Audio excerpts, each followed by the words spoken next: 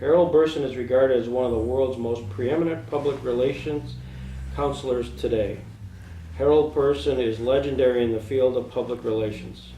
Harold Burson is one of those individuals who has helped shape our modern world. Harold Burson is the Burson in Burson. Harold Burson is chairman of Burson. Does that sound like you? I think it's overly flattering, but I like it. You grew up in Mississippi, right? No, actually I grew up in Memphis. Memphis? And the reason I got to Mississippi is that my family was not in a position to pay my way through college. And I had been working as a copy boy and fill-in reporter at the Commercial Appeal, the Memphis newspaper. And, you know, Oxford, Mississippi, where the University of Mississippi is located, is only 75 miles from Memphis. And there's a lot of interest in that area about that school. And I knew that I could be the campus correspondent from the University of Mississippi to the Commercial Appeal. I was what was then called a stringer. A stringer gets paid by the number of column inches he or she produces. And at that time, I used to get 14 cents a column inch. And I could earn from $60 to $65 a month. And as difficult as it may seem today that you could go to school on $60 or $65 a month to college, to a southern university, you could barely make out. You didn't go in a really first-class way, but you could eat and you could have a dormitory and you could pay your fees with that kind of money. So that's why I went to the University of Mississippi to Ole Miss, and I'm very proud to have been there. I found it one of the great experiences of my life. Give me a timeline in all of this. You went to the University of Mississippi and graduated when? I had a rather peculiar timeline because I graduated from high school when I was 15 years old.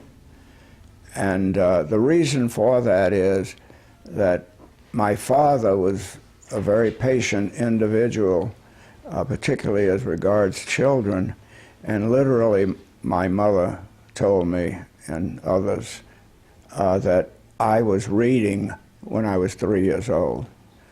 And so I went to school for the first time when I was 6 years old. In those days, the Memphis schools were just putting in kindergartens, and the school that I went to did not have a kindergarten, so I had to wait until I was 6 to go to school. And I recall this is perhaps my earliest memory. I went into classroom and I stayed there for 2 days, and someone then came and took me to another classroom. And I sort of figured out, or was told, that I was now in the 2nd grade.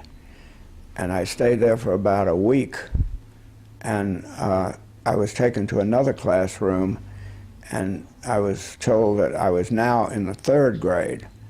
And although I could read and I could do printed lettering, my father had neglected to teach me to do script writing. And in those days, as my generation will recall, you had to do this penmanship and script. And I recall one of the most difficult challenges I ever had in my life was learning to read and catch up on Spencerian penmanship, which probably accounts for the fact that people can not read my writing today. But I graduated, as I say, from high school when I was 15, which was in 1936. By the way, I went to the same high school that Elvis Presley attended and graduated from. I was 13 years ahead of Elvis, however. And I went to Ole Miss and arrived on the campus 15 years old, freshman, and I talked to the editor of the newspaper, and arguably at 15 I had had more news experience than anybody on the Ole Miss campus, so I was very popular with the editor of the then weekly newspaper on the campus, and I also was in a very influential position because I was writing for the Memphis newspaper.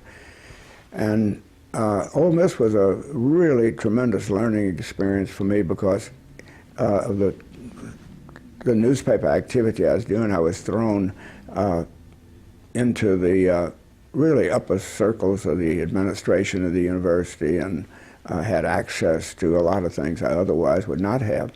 I graduated from Ole Miss when I was 19 and went to work for the newspaper, the Commercial Appeal, as a reporter. This is June 1940. In those days, if a person could write, he or she would want to go to two places. If interested in radio or entertainment films, that person would want to go to Hollywood. If interested in journalism or advertising, the person would want to go to New York. And from the age of about 11 or 12, I wanted to go to New York, and literally, if I'd had the bus fare and 2 weeks money to tide me along, I probably would have gone directly from graduation up to New York, but I just did not have the money to do so. And sort of got the hope in my mind that one of these days someone is going to discover me and take me to New York or offer me a job in New York. And the remarkable thing about it is it happened that way. Toward the end of the year, remember this is 1940, the war had started in Europe in 1939 in September. The United States was not yet in the war, but the United States was beginning to prepare for war, and the Selective Service Bill had been passed in August of 1940, and I will tell you by one vote in the House of Representatives. And the government was beginning to build Army camps for training, munition plants, airplane factories, and so forth and so on.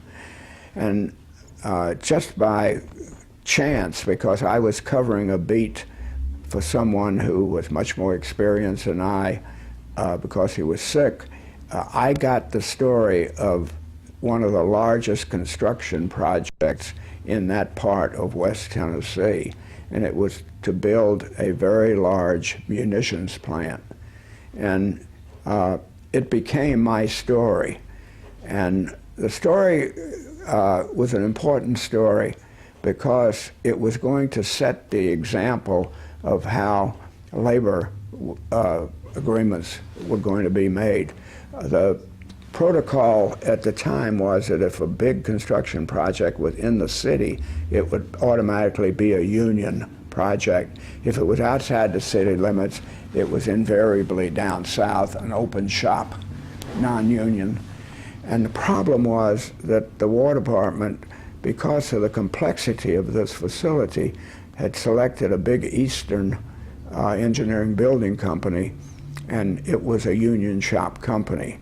And so the local subcontractors rose up in arms. The congressmen and the senators, were really protesting, the people who wanted jobs as carpenters and cement workers and so forth and so on.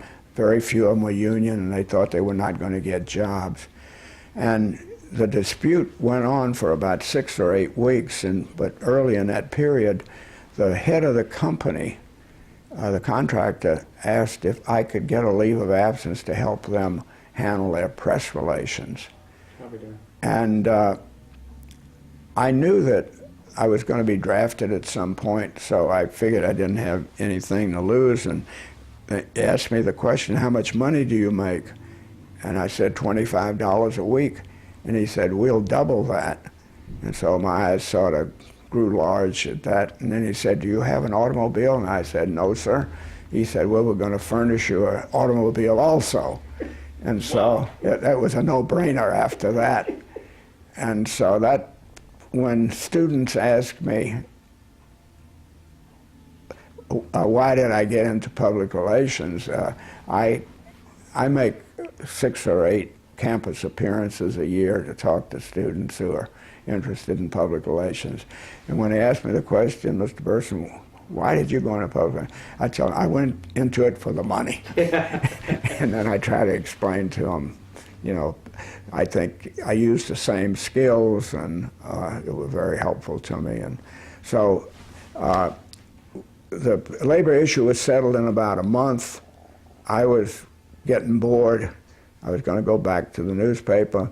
And the man who owned the company said, "No, don't do that. I want you to be a permanent part of our company, and I want you to learn our business. And the way to do that is I want you to travel with me."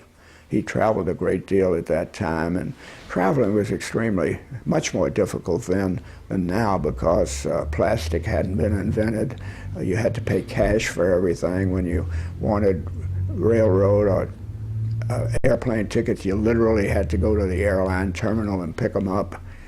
And so it was a burdensome task, and so I traveled with this gentleman for the better part of 3 years, and I call that my Harvard Business School education. I could have stayed out of the Army because I was getting deferments, because this was an essential defense industry. At the end of 1943, I told him that I did not want him to get me another deferment, that I did not want the war to end without my having been in uniform. Mm-hmm. I felt both from a personal business standpoint that it would not be good for my career, but also I felt very strongly that I should do my part in winning the war, which I talk with younger people about, and nothing in their lifetime has come about which, you know, would make them they just question, you know, why did you do that sort of thing. But I was one of millions and millions and millions of people who felt the same way, who enlisted in the Army. So I literally asked my draft board to draft me, but I didn't bargain for what they were going to do with me. After they got me, they were very efficient in their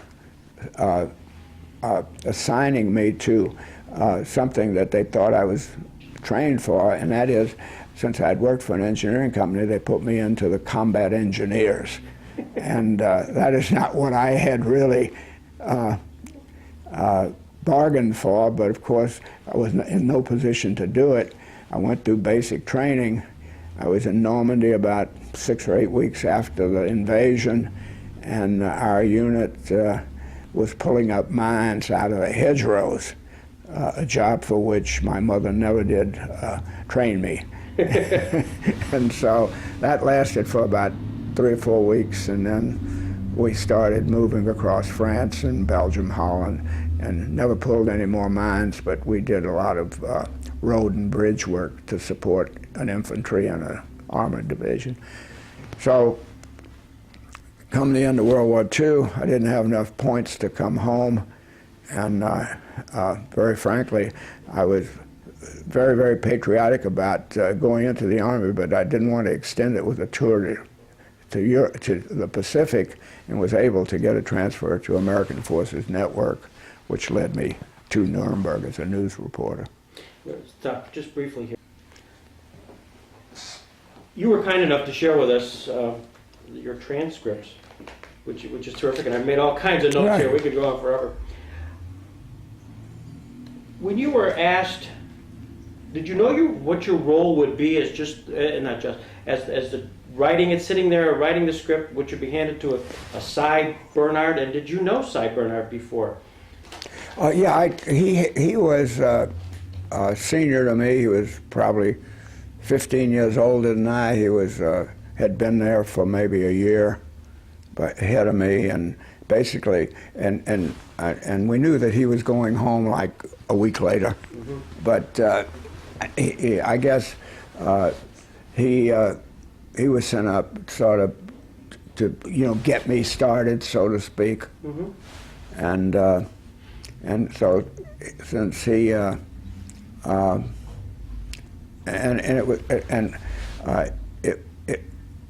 he also was a combination writer and announcer, and so they knew that I had to have another announcer. Another fella came up with me, a guy named Ted Pierce, and he.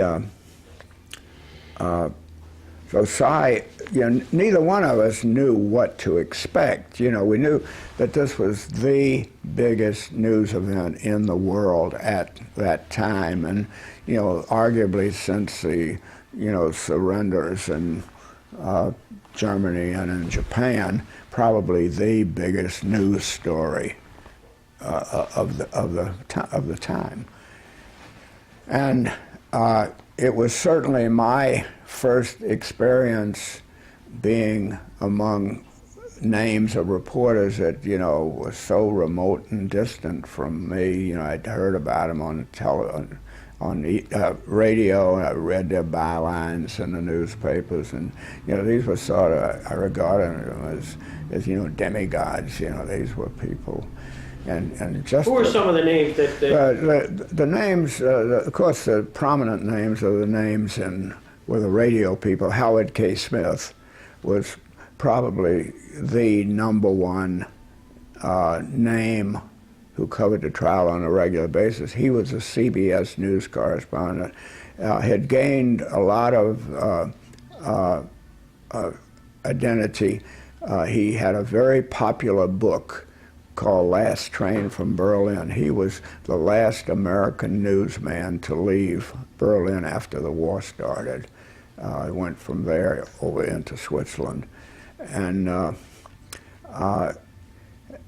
then the New York Times had two people, a man named Ray Daniel, who was one of their top foreign correspondents, and his wife, who went by the name of Tanya Long. She was also an employee of the Times.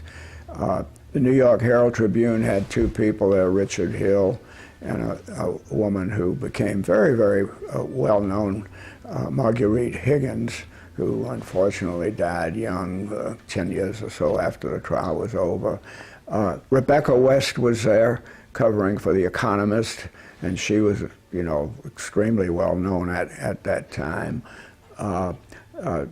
The man named Mark Watkins from the Baltimore Sun was a well-known American journalist.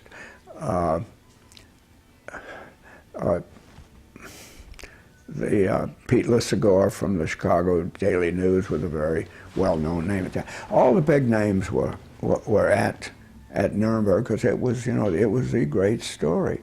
And one of the names which became a great name, but not necessarily a great name at that time. Right. Walter Cronkite was there, and he, as I say, and you say, he became certainly the greatest name of the whole bunch who went there. But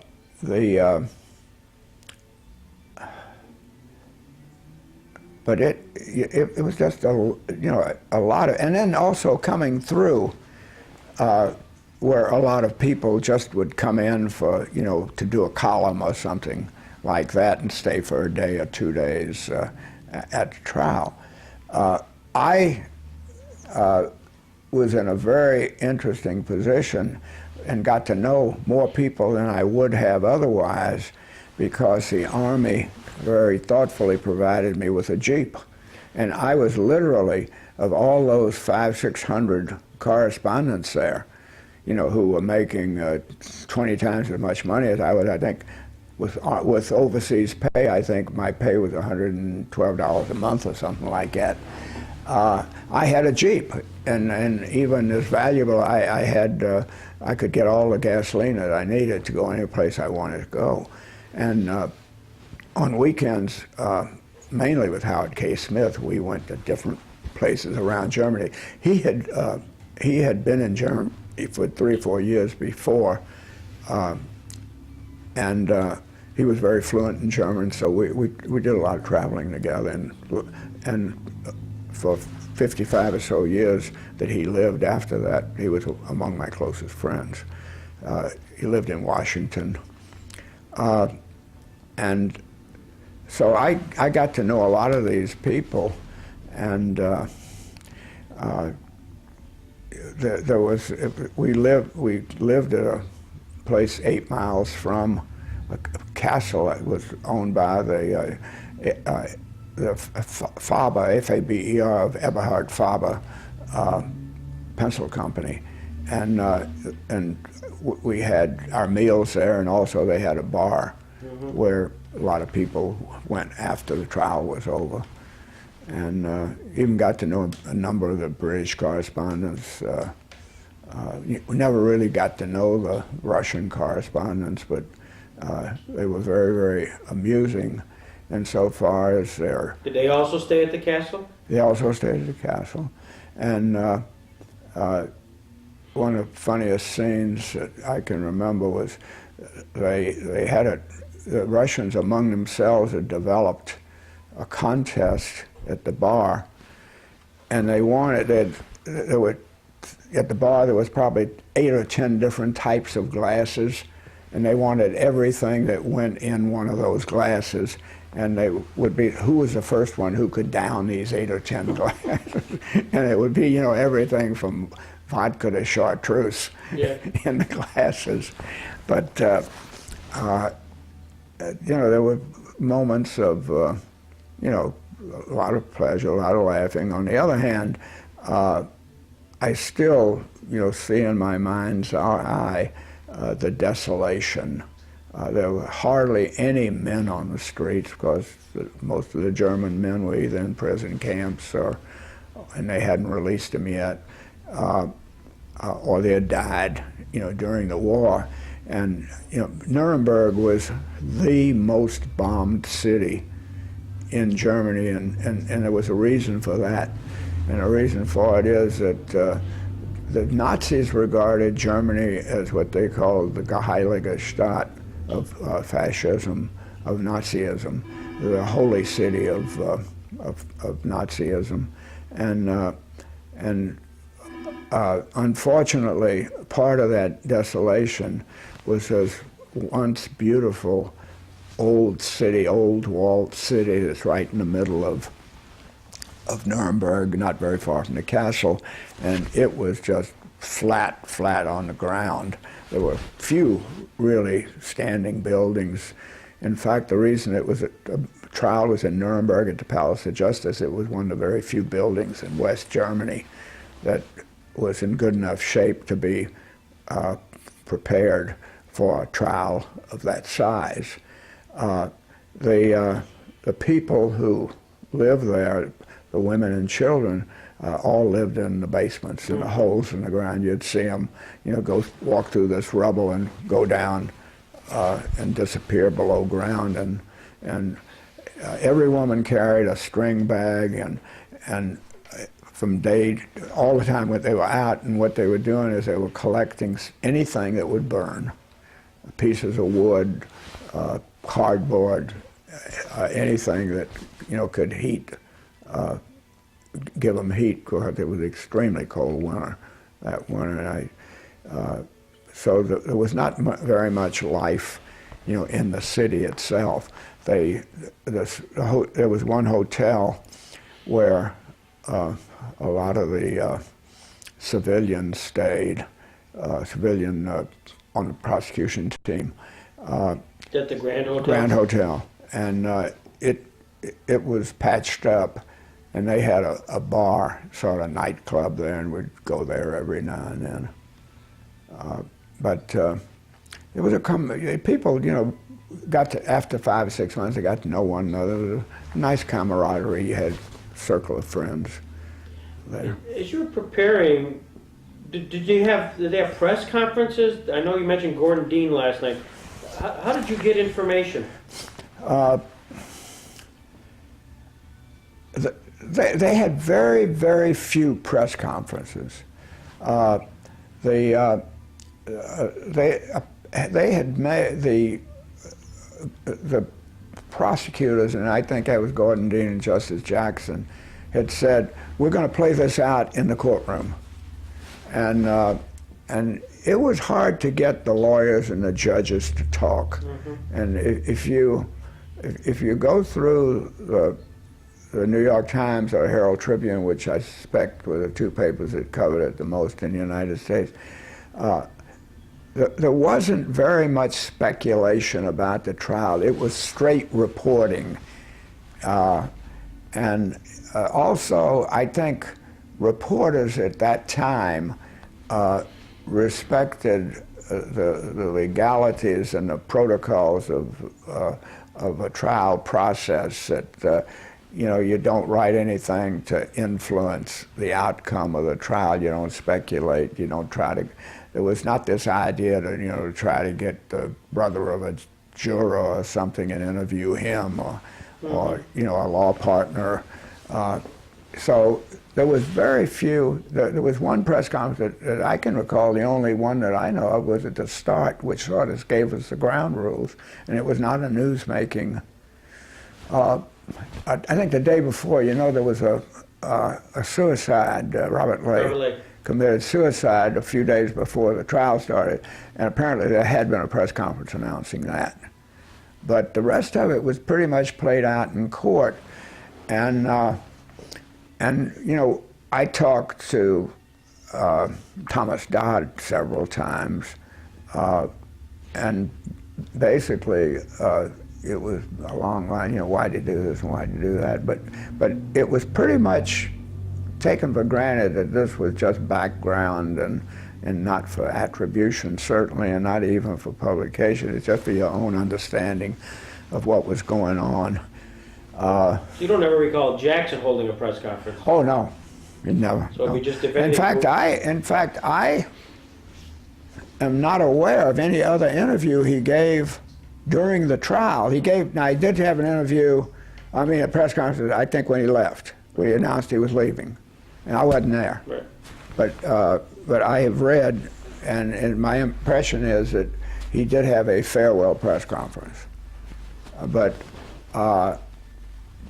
to my knowledge, he did not speak for attribution during the trial. So you really pulled a coup. Yeah, that was the first. That was the only time that I think that he spoke. And to probably retell the story here, yeah. Because it's a good story. Yeah, well, of course, I'm sure the goal of every reporter there was to interview Justice Jackson, and the British wanted to interview the British prosecutors and so forth and so on. I don't know really what they did. I have a feeling that they didn't interview either. But I got word from Justice Jackson's press officer that he just did not want to get into that open Pandora's box and have an interview with me, because he felt that the trial should be tried in the courtroom. And I was disappointed. Of course, there's nothing I could do about it, and I started, thinking about it. And about 2 or 3 days later, I got the idea that I would approach Gordon Dean on the basis that I'm not just an ordinary reporter. I'm the representative of 1 million+ troops who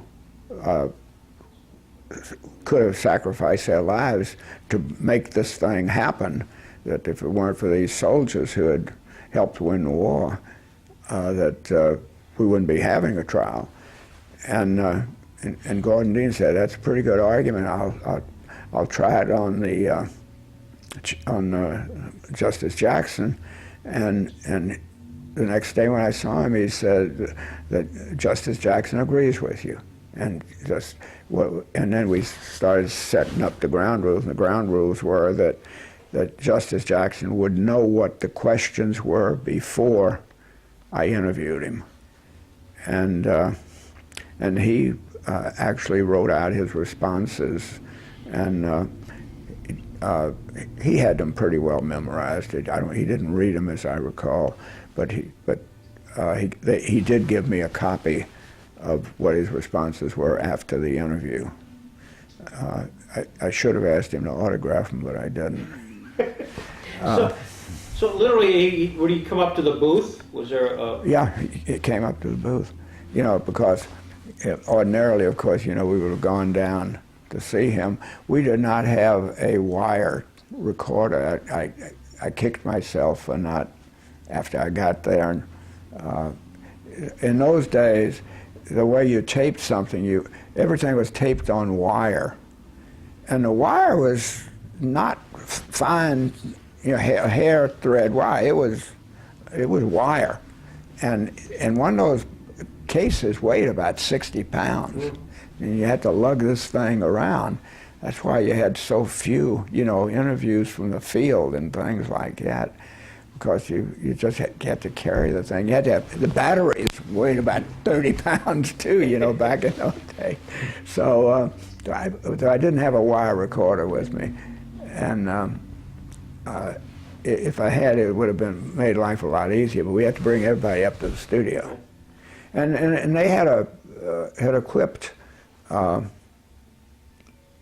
think there were 2 studios, radio studios, and they were as modern as you could be, you know, for that era, 1945, 1946. Mm-hmm. So the interview conducted, and I see that you got an awful lot of press because of that. We got a lot of press because of that. It played back in the United States, and I remember getting several letters from people whom I had worked with, actually. And Justice Jackson was not the only one you were able to convince to come on the radio? No, what I did was almost every evening had someone from the trial, like the prison psychiatrist, the head jailer, a person who had done guard duty, the chief translator, the person who kept the archives room, various people who, and every now and then I get a celebrity going through there. I remember Senator Pepper, Claude Pepper from Florida, came through, and I got an interview with him, and you know, Pepper was a very florid sort of a speaker, and about the prototypical Southern politician. Mm-hmm. And I remember going up to him and said, Senator Pepper, I'm Harold Burson from Armed Forces Network. I'm an enlisted man. I represent the soldiers over here, and I'm sure they would be very interested in having your views on the trial. And he says, young man, it's my bounden duty to keep the soldiers informed, those nice lads who came over and sacrificed their lives. And so, but I had a few of those. I had a few correspondents on my show, too. So you had like Howard K. Smith, I think I saw there. He came on. He was on there. Douglas Kelly. Why did you choose Douglas Kelly over Gilbert? I had both of them. Oh, you had both of them? It's not in there. I had both of them. I may have, you know, the reason it's probably not in it is because I somehow or another that script got lost. Right. But they, you know, I always wondered, you know, why they needed both of them there, because they were fiercely competitive. Mm-hmm. One of them. Did you sense that at the time? Oh yeah. Oh yeah. Yeah. You know, in fact, I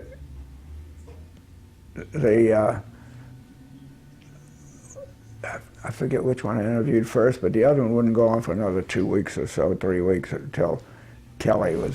I think I did Kelly first, and then I did Gilbert. And Gilbert wouldn't go on for 2 or 3 weeks because he didn't want to follow Kelly.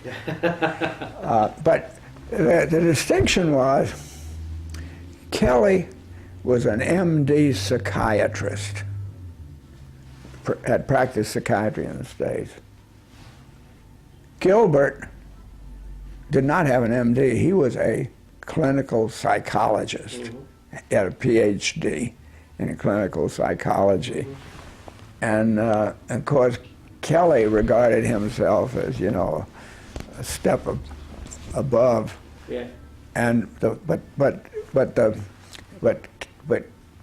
Gilbert's claim to fame was he spoke excellent German.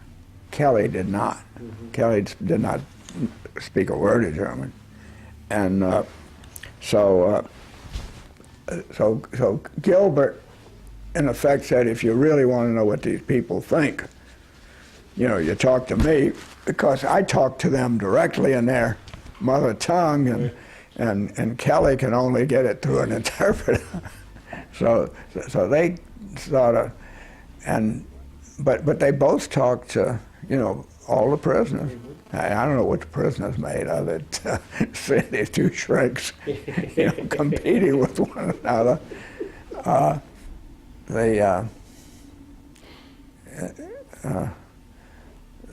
The man, Andrus was an interesting man, and, you know, he was. You brought him up too, didn't you? Brought him up too. He was a head jailer. Yeah. What was, because you always perceive him as quite an ego. Oh, very much so. He, you know, he was he looked the part. You know, he was 6 feet tall.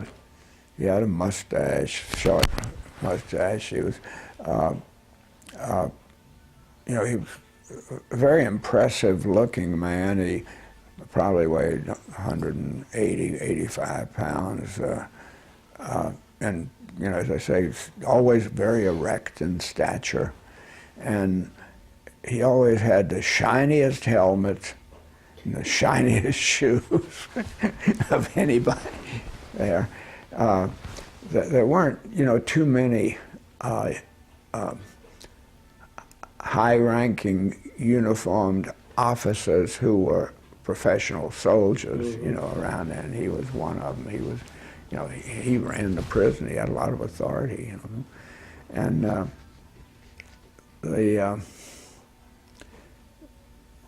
there was, I had problems with when I first got there.